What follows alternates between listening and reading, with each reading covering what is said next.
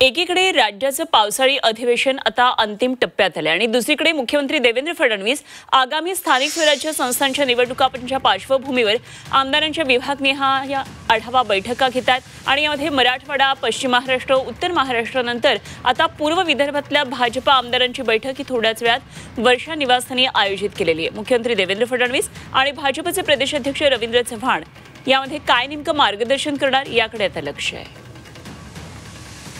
तर विभागनिहाय या बैठका टप्प्याटप्प्यानं दररोज सुरू आहेत। काल पश्चिम महाराष्ट्रातल्या नेत्यांची बैठक झाली आणि आज सुद्धा महत्त्वाची बैठक वर्षा निवासस्थानी आयोजित करण्यात आलेली आहे।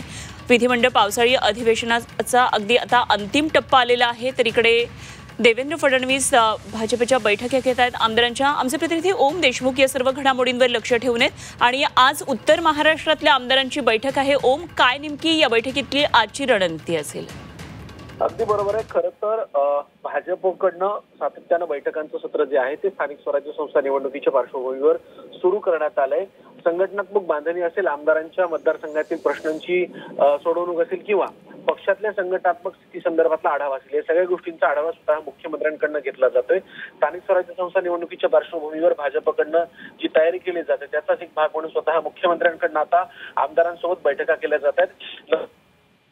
करणार आहेत त्या दृष्टिकोनातून पक्षनिहाय स्थिती नेमकी राज्यामध्ये कशी आहे याची सुद्धा माहिती मुख्यमंत्र्यांकडनं या संदर्भात घेतली गेली आहे आणि त्या दृष्टीने खऱ्या अर्थाने या बैठकांना महत्त्व प्राप्त झालंय। ओम, धन्यवाद दिलेल्या माहितीसाठी। ओम देशमुख आमचे प्रतिनिधी आपल्या बरोबर होते।